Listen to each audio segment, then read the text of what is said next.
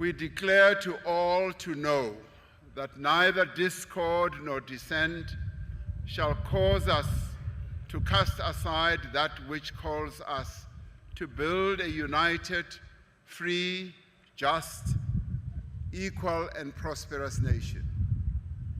On this day, we assert by solemn oath the will of the people of this country. We affirm our unwavering fidelity to the Constitution of the Republic of South Africa, which is based on the enduring vision that sets out the values inscribed in the Freedom Charter. As the leadership of this diverse nation, we have a sacred duty to unite the people of South Africa.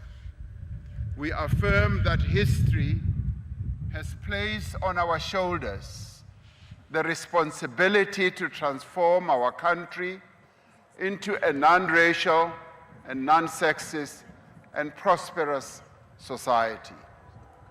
We affirm our determination to build a more equal and caring society. Yes, we do affirm our resolute quest to build a growing and inclusive economy that creates jobs, offers opportunities and livelihoods to all our people.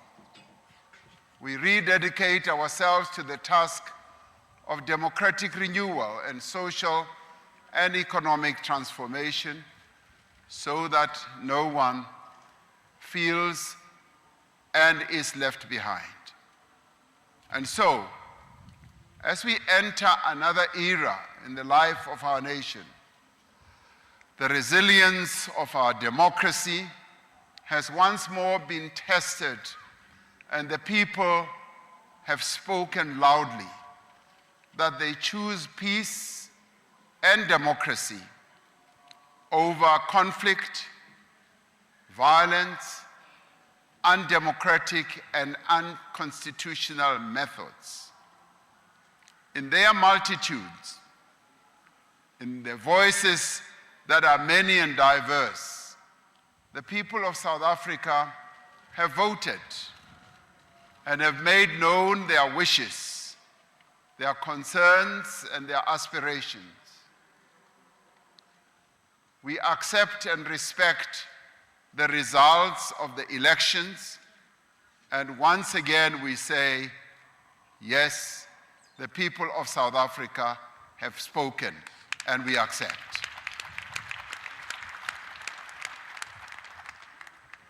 Their will shall be done without any doubt or any question. The voters of South Africa did not give any single political party the full mandate to govern our country alone. They have directed us to work together to address their plight and realize their aspirations. They have expressed their appreciation of the progress in many areas of their lives over the past 30 years of democracy. They have also been unequivocal in expressing their disappointment and disapproval of our performance in some of the areas in which we have failed them. They want a transformed, growing, and inclusive economy that creates jobs for millions of job seekers and offer business opportunities to entrepreneurs in our nation, women, men, young and old. The people have been clear about what they want. They want a South Africa in which all may find shelter in our democratic constitution and may find protection in our courts. They have described a country in which all may rise above the circumstances of their birth, nurtured by loving families, aided by a caring state, and empowered by initiative, will, and hard work. Through their votes, they have made clear that they want the basic necessities of a life that is comfortable, happy, healthy, and secure. Through their votes, they asserted that they want enough food to eat, water that is clean, affordable electricity that is available at all times. They want decent homes that keep out the wind, the rain, and the cold. They want well-maintained roads and street lights that work. The people of South Africa have asked no more than to be properly cared for when they are sick. They want the young people of our country to be taught well, for the elderly to be cared for, and for those without work to work. The people of South Africa have spoken about the land they want to farm, about the businesses they want to run, about the things and products they want to make, about the skills they want to learn. They have spoken of their desire to be safe in their homes, on the streets, in their cities, in their villages, and on their farms. The people have demanded an end to the theft of public funds and the capture of the state. Above all, the people of South Africa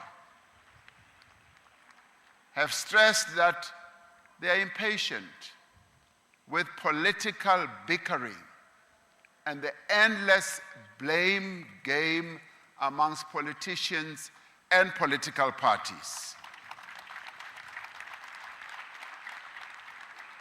They want us to put their needs and aspirations first, and they want us to work together for the sake of our country. Today, I stand before you as your humble servant to say that we have heard you. As the President of the Republic of South Africa, I will work with everyone to reach out and work with every political party and sector that is willing to contribute to finding solutions to the challenges our country faces as we transition to a new decade of freedom. 30 years have passed since we turned our back on racial tyranny and embraced an open and democratic society. We've made great strides in building a new society that is founded on strong democratic institutions and universal freedoms. We have built a transformed public service, an independent judiciary, a competitive electoral system, a sophisticated economy, a vibrant and free media, and a robust civil society. And yet, despite this progress, our society remains deeply unequal and highly polarized. There are toxic cleavages of an incipient social fragmentation that can only turn into instability. The lines drawn by our history and our past between black and white, between men and women, between suburbs and townships, between urban and rural, between the wealthy and the poor, remain still deeply etched in our landscape. In places, these lines may have faded, but they have not disappeared. We are citizens of one country, and yet we occupy different worlds, separated by high walls, and great distances. We are divided between those who have jobs and those who do not work, between those who have the means to build and enjoy a comfortable life and those who do not. And so today, my fellow South Africans, is no ordinary day. It is a moment of fundamental consequence in the life of our nation. It is a moment when we must choose to either move forward together or risk losing all we have built. In this moment, we must choose to move forward, to close the distances between South Africans and to build a more equal society, to translate the promise of our Constitution and the vision of the Freedom Charter into a reality for all. This moment requires extraordinary courage and leadership. It requires a common mission to safeguard national unity, peace, stability, inclusive economic growth, non-racialism, and non-sexism. Through the ballots that they have cast, the people of South Africa have made plain their expectation that the leaders of our country should work together. They have directed their representatives to put aside animosity and dissent, to abandon narrow interests, and to pursue together only that which benefits the nation. As leaders, as political parties, we are called upon to work in partnership towards a growing economy, better jobs, safer communities, and a government that works for all the people of South Africa. From across the political spectrum, parties have answered this call, understanding that no party can govern alone and make laws alone. These parties have agreed to work in partnership to employ their talents for the good of the country and the progress of the people of South Africa. Together, they have resolved to establish a government of national unity to pursue a common program of fundamental and lasting change. The formation of a government of national unity is a moment of profound significance. It is the beginning of a new era.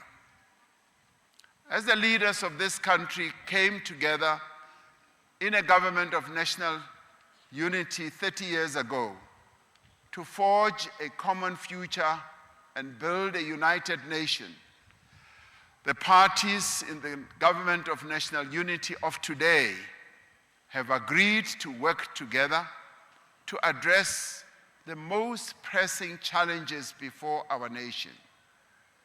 The parties have adopted a statement of intent in which they have committed to pursue rapid, inclusive, and sustainable economic growth, to create more of a just society by tackling poverty, to safeguard the rights of workers, to stabilize government and build state capacity.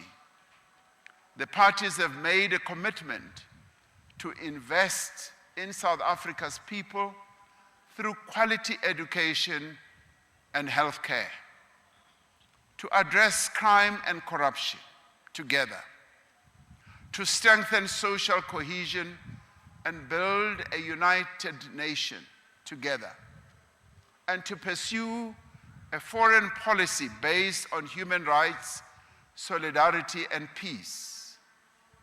As South Africans, we must each do what we can to achieve this mission, wherever we are, Whether we are in business, in labor, in civil society, this moment calls on all of us to work together and join hands.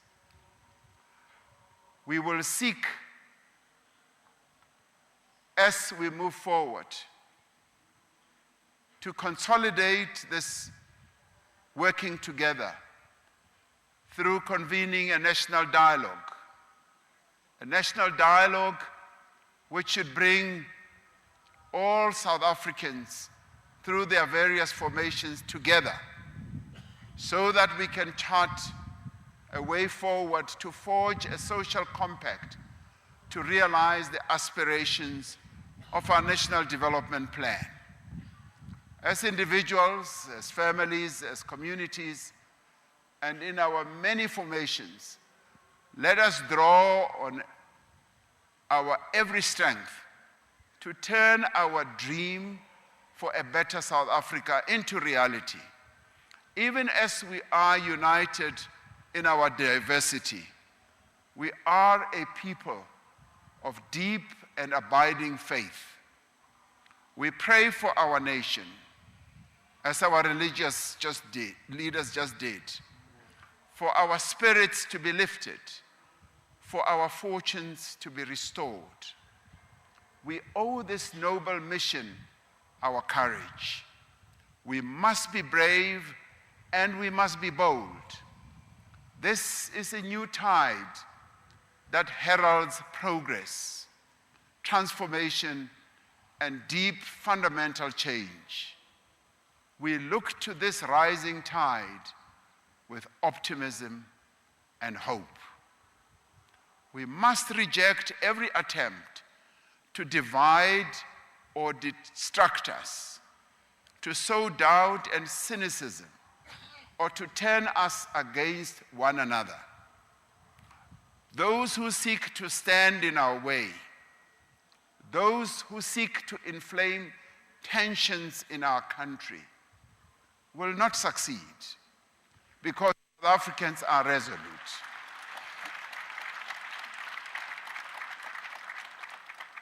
Those who seek to undermine our institutions will fail because democracy lives in the hearts of all our people and shall never be dislodged. Nothing will distract us from serving the people and advancing their interests. Now is the time to move forward. Together, we will and we can do more and better as South Africans. Now is the time to assemble all our capabilities and to direct all our energies to answer the call of the people of South Africa. We dare not linger. We dare not rest until we have created jobs for those who need them, until there is enough food on every table, until every person in every town, city, village, or farm receives the basic services they need for a decent life. We dare not rest until the women of South Africa are free from the social and cultural and economic constraints that hold back their progress.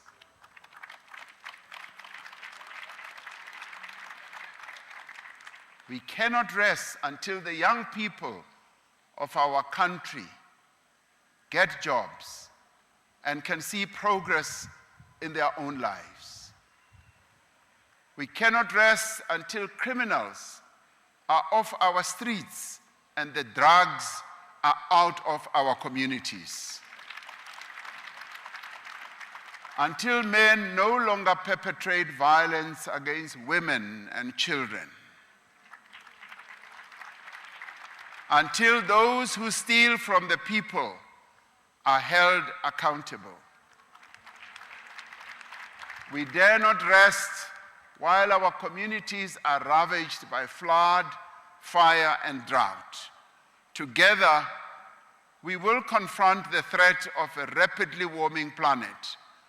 We will accept our responsibility to respond to climate change in a manner that is ambitious, just, and inclusive. We do this for the sake of this generation and those that will follow. We will build a government that is capable and honest. Together we will work to promote multilateralism for a fairer and more just and more equal, compassionate world, founded on solidarity and universal human rights. We will join hands with our brothers and sisters across our beloved region here in SADC, our beloved continent of Africa, to find peace, to achieve stability, to advance development through the African Continental Free Trade Area, through the construction of roads, rail lines, factories, and power stations. Africa will embark on a new age of production and commerce. Today, I make a solemn commitment to be a president for all South Africans, not of some South Africans. To defend our Constitution and to protect our democracy. To work with all those who share the dream of a better life for all. To care for the poor, the vulnerable, and to support all those who are in need. And to make our country stronger, more resilient, more equal, and more united. This is the dream that the poet Sandile Dikeni describes in his work called Love Poem for My Country. My country is for health and wealth, he says. See the blue of the sky, and beneath the jewels of fish, deep under the bowels of soil. Hear the golden voice of a miner's praise for my country. My country is for unity. Feel the millions. See their passion. Their hands are joined together, and there is hope in their eyes. On this day, our hands are joined together. We are united as South Africans.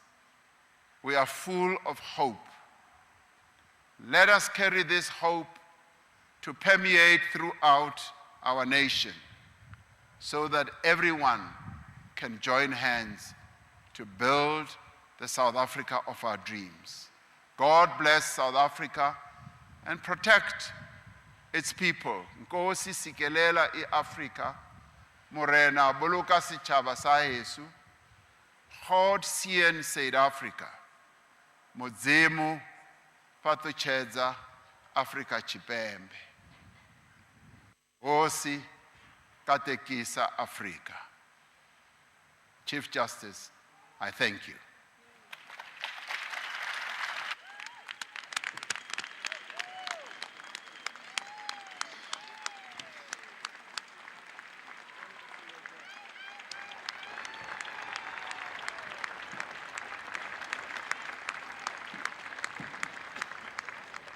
Thank you, Mr. President, for addressing us. Once more, let us welcome our President and his address with another round of applause.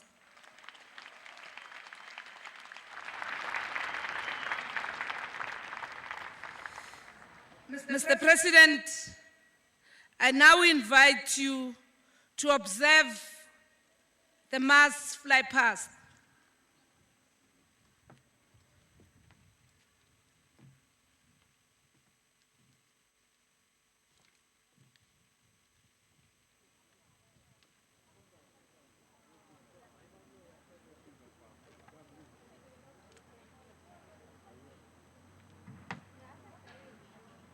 Mr. President, may I continue?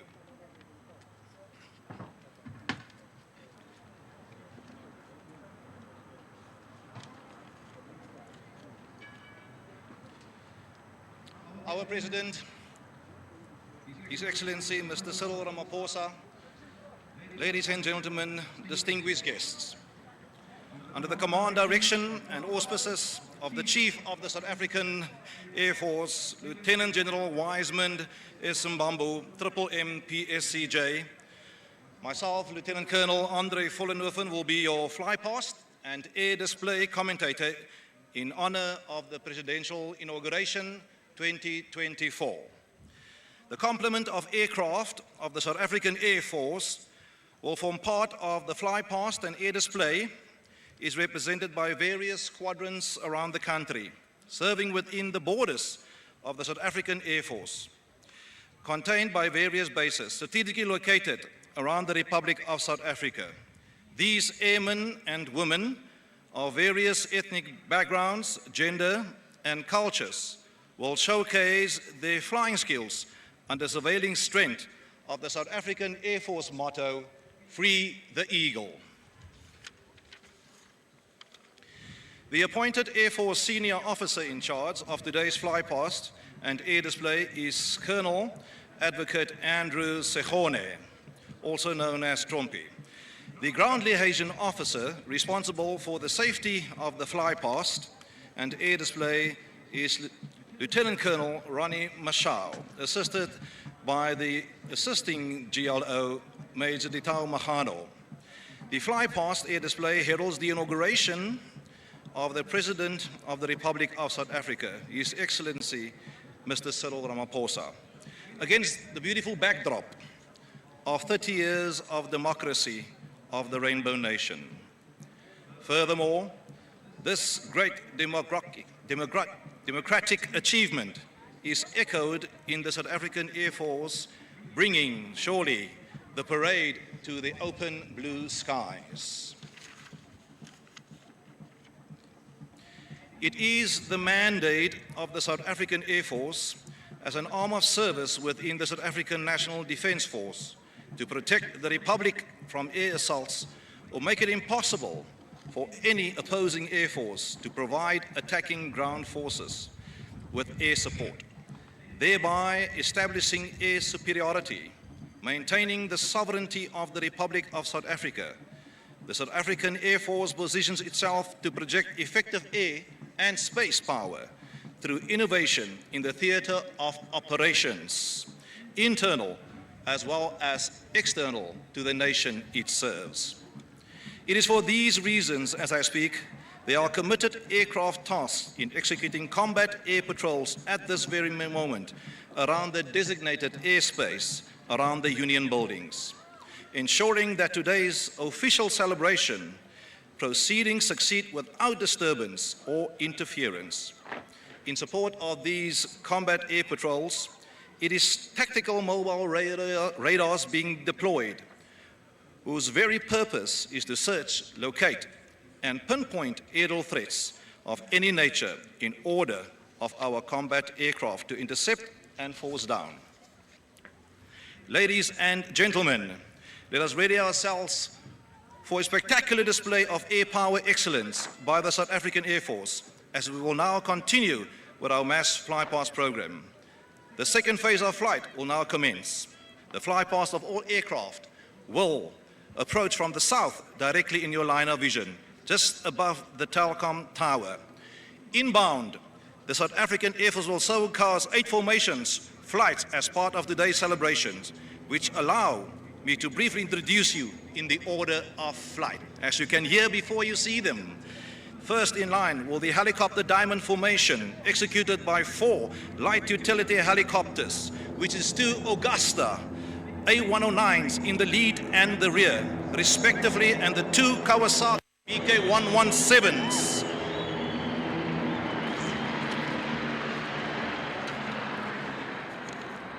Ladies and gentlemen, let's give a round of applause to the Augusta A109 in the rear and in the lead, and the 2 BK117s.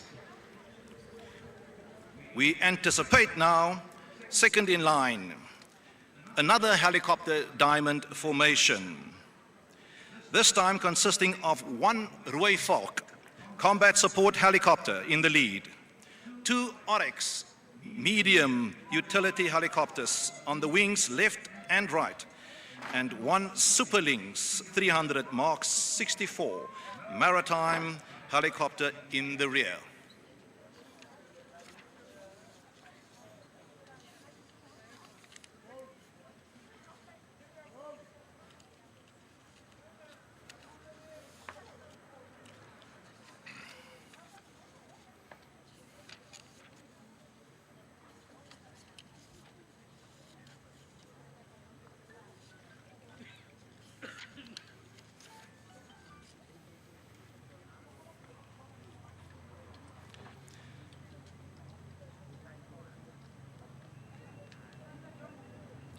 That first roar in the skies that you hear is the beautiful sound of the Roy Falk Combat Support Helicopter in the lead, flown by Lieutenant Colonel Mutlahane, supported by 2 Oryx medium utility helicopters on the wings left and right, and in the middle, and Super Lynx 300 M64 maritime helicopter aircraft.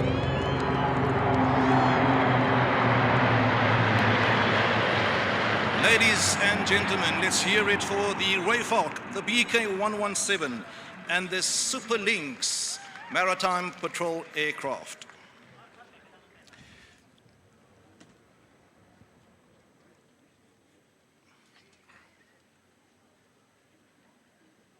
Next, as part of this mass fly-past inauguration in honor of our President, the CASA call sign Charlie 212 formation is on the approach, consisting of 1 times CASA 212 Aviocar, an aircraft that was inherited by the former TBVC states, Transkei, Bophuthatswana, Venda, and Ciskei, along with the Kawasaki BK-117 that we have witnessed in Heli Formation 1, and also form part of the national flag fly-past, the 3rd helicopter last.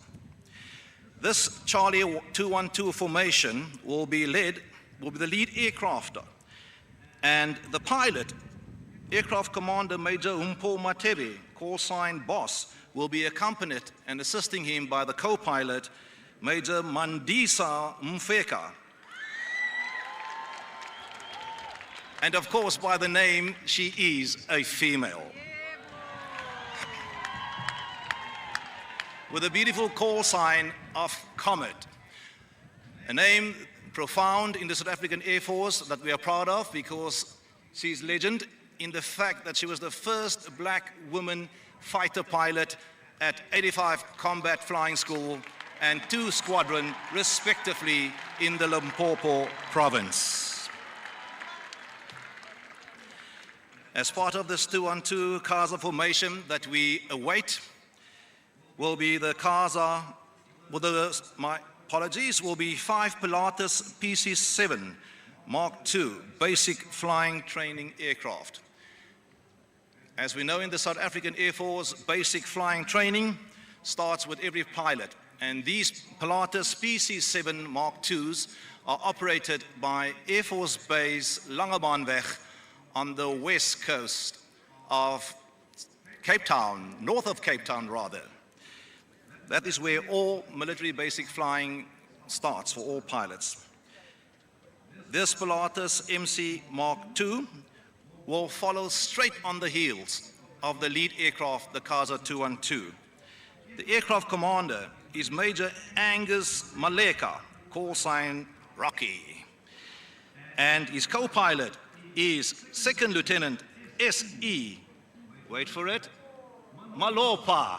For those who know her, she's also a female pilot on the Pilatus PC-7 Mark II.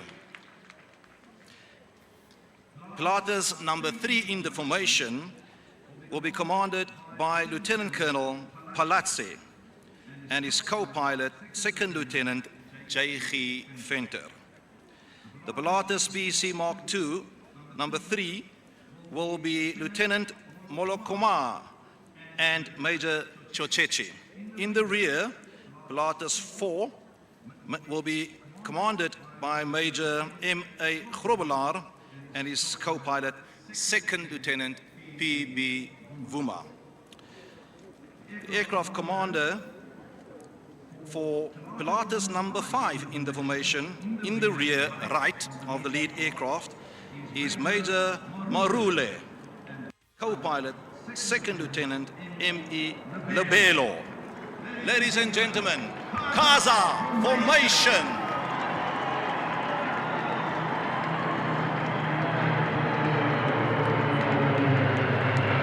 As you notice, smoke is released through the exhaust of the aircraft to add a little bit of a flair to the air display. Ladies and gentlemen, the next in the formation is the Inkwazi. For those who don't know, that's not local, it's Zulu for fish eagle. This formation is also known as the Josen formation, and inbound on this approach will consist of the Inkwazi, also commonly known as the BBJ, the business Boeing jet. This is the official transportation aircraft for the President of the Republic of South Africa. Accompanied will be a Falcon 50 on the left, a Falcon 50 on the right, and a Falcon 900 in the rear. This is a first for the South African Air Force to have 21 squadrons, VVIP squadron, in formation.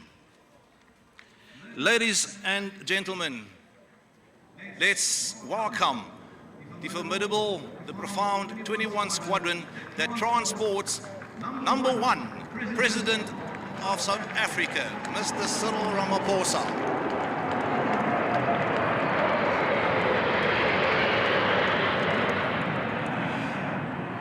Whilst we await the arrival of the Top Gun, which will be very quick, as you can imagine, something of note is that earlier this year, President Cyril Ramaphosa received 2,000 flying hours in the BBJ since his first presidential inauguration in 2019, for which he has received a good gold commemoration certificate from 21 Squadron. The next in line as part of our mass flypast is the Top Gun of the South African Air Force, the Gripen and the Hawk formation. This formation consists of 2 Gripens advance in the lead and in the rear, and the rest is the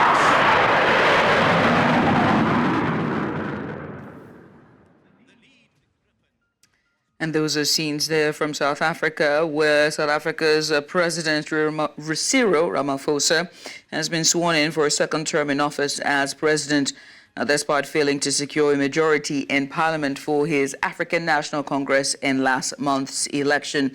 And now in his speech there, he is signifying, which speech you heard earlier, signifying a unity government, which is a coalition of other parties to form a government that they call a unity government. Now, lawmakers re-elected him to stay on as president last week following a deal to form a coalition government between the ANC, which is its longtime rival, Democratic Alliance, and other parties as well.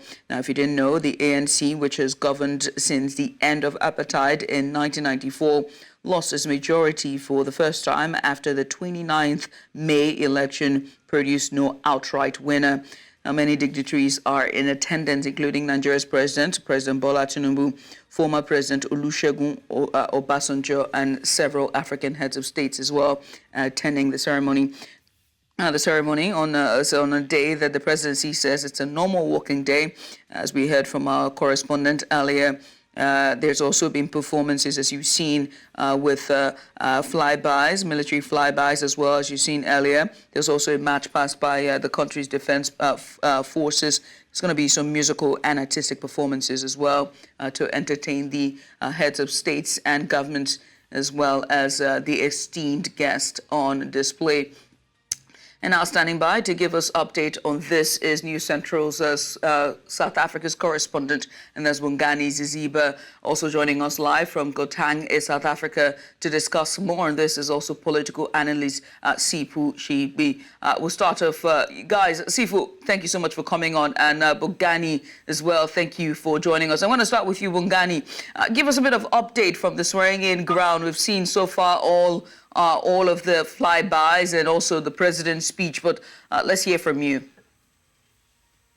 Yes, Judith, good afternoon once again. Alone elections here, citizens here at the park, where I am very happy about the fly past. As you can see, the visuals that are coming on the screen now, there are a lot of citizens, South Africans, who have come in to witness this day President Cyril Ramaphosa being inaugurated for his second term. Well, like I said in the morning, that it's not only about this inauguration, but also the work begins now. After this, the work begins now. We saw him taking his oath there that he will abide by the rules of the Constitution, and also that he will serve South Africans. Also, he spoke at length about those that think that they will not listen to Cyril Ramaphosa, or rather they are not for the government of national unity. President coming out there saying that this government of national unity is to serve South African citizens, and also protection of the citizens, and also speaking about the education system of especially the youth unemployment. Some of the things that the president spoke about that it will change. We know that South Africa has been going through a load shedding, water problems, unemployment, but the president spoke at length about that. But joining me are some of the youths that are here at the park, just to hear what they feel about this inauguration of President Cyril Ramaphosa for the second time. Let me just call one youth here to speak to me. Come here. How do you feel about the president's second term? Yeah, man. How are you, man? I feel happy because we will get more chances in life, you see. We'll get more education, active houses, and 350 grand that our mother is getting, and mama will get more chances now. Because abanye abantu baphuma emndenini engekho right. Le mali le angithi sizile nawe ayikhuluma percent athi izokhuphulwa izoba ama 750. Shuthi imindeni eminingi izothola le mali le ngoba abaningi sazi ukuthi bayahlupheka la eSouth Africa. Bayothola le mali le mama. Izokwazi ukondla imindeni nabantwana. Okay. Thank you so much.